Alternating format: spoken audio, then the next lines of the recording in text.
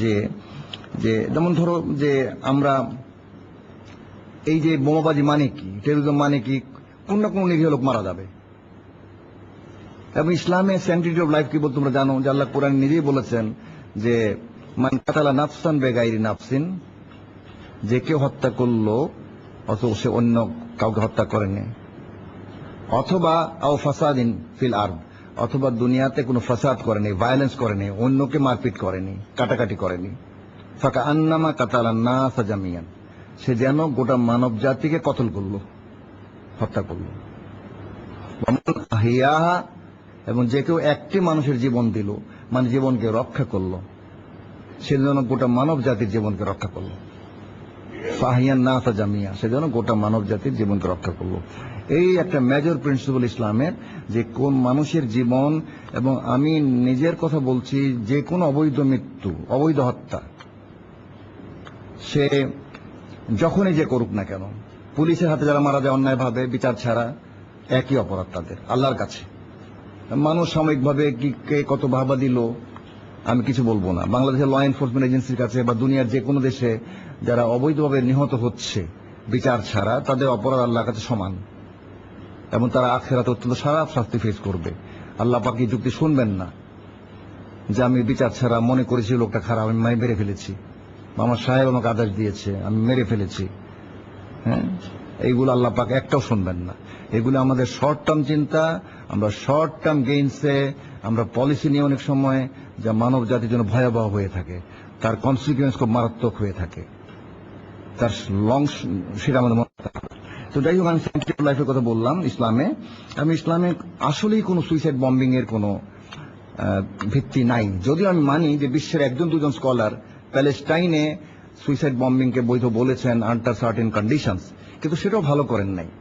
কারণ আমি একটা টিভি প্রোগ্রামে আমি বলেছি যে শর্ট টার্ম গেইনের জন্য তারা করেছেন বলেছেন, কিন্তু এখন তো এটা ব্যবহার করছে ইরাকে, এটা ব্যবহার হচ্ছে আফগানিস্তানে, এটা ব্যবহার হচ্ছে বাংলাদেশে। সো এটা আউট অফ কন্ট্রোল হয়ে যাচ্ছে। এই জন্য আল্লাহ তাআলার যে বিধান, সেই বিধানকে আমাদের অতিক্রম করা ঠিক না।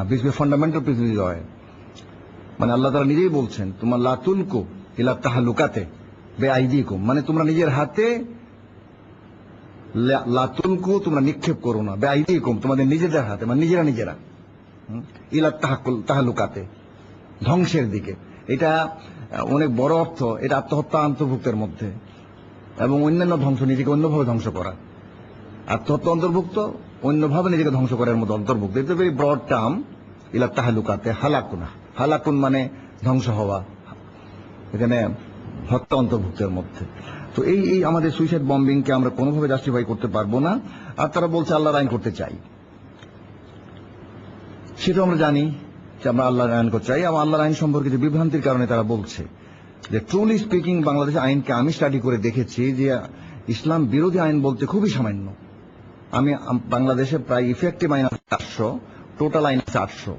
এই 800 আইনের মধ্যে বেশিরভাগ আইন ইফেক্টিভ নাই, একটা হিস্টোরিক্যাল ভ্যালু আছে। যেমন একটা আইন হলো এরকম যে কাস্টমস অ্যাক্টে অমুক অ্যামেন্ডমেন্ট হবে, মূল আইনটা কাস্টমস অ্যাক্ট, তার অ্যামেন্ডমেন্ট 50 বার হয়ে যেতে 50টা অ্যাক্ট আছে। মনে কর পেনাল কোডে যদি 50 বার অ্যামেন্ডমেন্ট হয়, 50টা অ্যাক্ট আছে। অ্যামেন্ডিং অ্যাক্ট বলি আমরা, 1 লাইনের অ্যাক্ট, 2 লাইনের অ্যাক্ট, 4 লাইনের অ্যাক্ট, 10 লাইনের অ্যাক্ট। যদি কোনো অ্যাক্টকে অ্যামেন্ড করা হয় আরেকটি অ্যাক্ট দ্বারা, তার হিস্টোরিক্যাল ভ্যালু আর কিছু নাই, ওই অ্যাক্টের খাতায় আছে, কারণ ওই অ্যামেন্ডমেন্ট হয়ে গেছে মূল আইনে। তো মূল আইনের মধ্যে যদি আমরা যাই, তাহলে আমরা দেখব যে অধিকাংশ আইনে ইসলাম বিরোধী একটি শব্দও নাই। যেমন ধরো তোমরা এখানে পড়েছ ঢাকা ইউনিভার্সিটি অ্যাক্ট অব 1921, মনে করো ওতে কি আছে? ওতে আছে একটা ইউনিভার্সিটি হবে ঢাকায়, তার সিন্ডিকেট হবে, তার একটা সিনেট হবে, তাদের ভিসি হবে, তার ফ্যাকাল্টিজ হবে, সরকার থেকে সাহায্য করবে। এতে ইসলাম বিরোধী কি আছে? তেমনি ভাবে মনে করো ট্রাফিক অ্যাক্ট, বলা আছে ডাইনে যাবে, বাঁয়ে যাবে, গাড়ির এই এরকম হবে, এগুলো তোমার কি চেঞ্জ করবো আমরা? তেমনি ভাবে মনে করো পয়জন অ্যাক্ট, একটা পয়জন অ্যাক্ট, পয়জনটা কি আছে যে পয়জন বানাতে হলে একটা লাইসেন্স লাগবে, তুমি কি চেঞ্জ করবে? All the procedural acts are there. Dhaka municipality act, তাতে বলা আছে, বা ঢাকা মিউনিসিপাল কর্পোরেশন অ্যাক্ট, কি আছে? বলা হয়েছে একটা মিউনিসিপাল কর্পোরেশন হবে, তার এই সীমা হবে, তার মেয়র হবে, তার ওয়ার্ড হবে। আমি ইসলামের দৃষ্টিতে দেখি দিস আর কল সিয়াসা শরিয়া, ইসলামের পরিভাষায়, ফিকার পরিভাষা বলে এগুলোকে সিয়াসা শরিয়া, অ্যাডমিনিস্ট্রেটিভ পলিসিস। এটা দায়িত্ব সরকারের করা। শুধু গোটা আইন স্টাডি করে আমি দেখেছি যে 20-30টা আইনে একটা করে ধারা আছে, তা চেঞ্জ করতে হতে পারে। যে বলা হয়েছে যে যদি টাকা পরিশোধ না করে ঠিক মতো, তাহলে তার উপর সুদ ধার্য হবে। তো এটা তো আমরা একটা আইন করে সব সুদের ধারা চেঞ্জ করতে পারি। যদি যদি কোনোদিন ইসলামিক পার্টি ক্ষমতায় আসে থ্রু দি পিপুলস ম্যান্ডেট, একটা আইনে বলবো যে যত ধারা যতখানে সুদের উল্লেখ আছে যে পেনাল্টি হিসাবে, মানে শাস্তি হিসাবে, আমরা বলে দিব যে সুদের সেটা না বলবো না, শুধু পেনাল্টি ধার্য হবে বলে দিব। শুধু আমরা বলবো যে কেউ যদি ঠিক মতো টাকা না দেয় তার উপর 10% পেনাল্টি হবে, 10% সুদ হবে, আমরা বলবো না। কারণ পেনাল্টি ধার্য করা ইসলামে বৈধ, জরিমানা ধার্য করা বৈধ। কোর্টে যে জরিমানা ধার্য করে যে যদি তুমি এই 1 লাখ টাকা জরিমানা দাও তাহলে হলো মুক্ত হয়ে গেল, আর না হলে তোমার 3 মাসের জেল। আর রইল পেনাল কোডের কয়েকটা ধারা। পেনাল কোডে 400 ধারা আছে বা 500 ধারা আছে, তার মধ্যে 5-6টা শুধু ইসলামের আল্লাহর দেওয়া আইনের সঙ্গে জড়িত। আর বাকি কি তোমরা তো হয়তো জানো না যে শাস্তিকে ইসলামে 2 ভাগ করেছে। একটা বলে হুদুদ, বলে হদ প্লুরাল হুদুদ, আর হচ্ছে তাজির প্লুরাল তাজিরাত। অর্থাৎ 4-5টা শাস্তির কথা আল্লাহ তাআলা নিজে কোরআনে বলেছেন বা সুন্নায় বলা আছে, আর বাকি সব শাস্তি রাষ্ট্রের দায়িত্ব।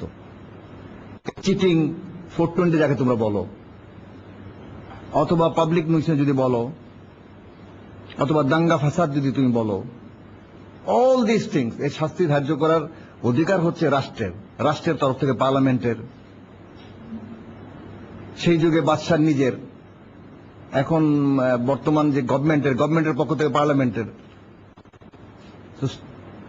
সো শুধুমাত্র 5-6টা ধারা পেনাল কোডে এমন আছে যেটা ডিউ টাইমে পরিবর্তন করতে হতে পারে এবং করা হবে, আস্তে আস্তে করা হবে, জনমত সমর্থন নিয়ে করতে হবে। জনমতের বাইরে গিয়ে তো তুমি কিছু এস্টাবলিশ করতে পারবে না, করলেও তা টিকবে না। যদি ইসলামকে আমরা স্টেবল করতে চাই তাহলে জোর করে তো কিছু করা যাবে না। জোর করে করবে তো সেও জোর করে করবে, he will throw you, overthrow you. সুতরাং আমাদেরকে আইনসম্মত পথে আগাতে হবে, through the constitution, through the legal process, through the establish সিস্টেমে আমাদেরকে আগাতে হবে, যারা আগাতে চায়। তো ওনাদের যে কথা, যারা বোমাবাজি করেন এবং টেররিজম করেন, যে তাদের কথা গ্রহণযোগ্য নয়। তারা একেবারেই কম জানা লোক মনে হয় আমার কাছে। ইসলামও কম জানেন এবং আধুনিক দুনিয়াটাকে বুঝেন না, যে what is acceptable and what is not acceptable.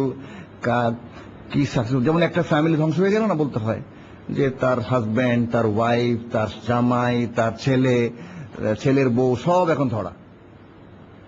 একটা নিশ্চয়ই কেউ না কেউ কোনখান থেকে তার মাথায় ঢুকিয়েছে দি ওয়ে, কিন্তু সে জানে না এই গভর্নমেন্টের একটা বিরাট আর্মি আছে, তার একটা বিরাট বিডিআর আছে, বিরাট পুলিশ ফোর্স আছে, 1-1.5 লক্ষ। এবং জনগণ এই জন্য অ্যাবসলিউটলি জনগণের সমর্থক না যে কেউকে মেরে ফেলা হোক। তো তাদের তো পলিটিক্যাল অ্যাসমেন্টও রং, তাদের স্ট্র্যাটেজিক আন্ডারস্ট্যান্ডিংও রং। এবং এই ধরনের পাগল এবং ছাগল দ্বারা কি কোনোদিন কোনো আদর্শের সার্ভ হয়? এই ধরনের পাগল এবং ছাগল, আরো কোন শব্দ থাকলে সেটাও ব্যবহার করা যায়, যে তাদের দ্বারা ইসলামের কি খেদমত হবে?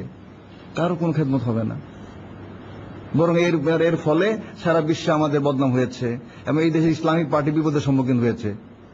তাদের বিরুদ্ধে ইসলামের দুশ্মনদের ক্যাম্পেইন করার সুযোগ করে দেওয়া হয়েছে। এরই ফলে ইসলামী ব্যাংকের বিরুদ্ধে ক্যাম্পেইন করার সুযোগ করে দেওয়া হয়েছে। এরই ফলে ইসলামী ছাত্র সংগঠনের বিরুদ্ধে ক্যাম্পেইন করার সুযোগ করে দেওয়া হয়েছে। তো তারা কি ইসলামের কি খেদমত করলেন?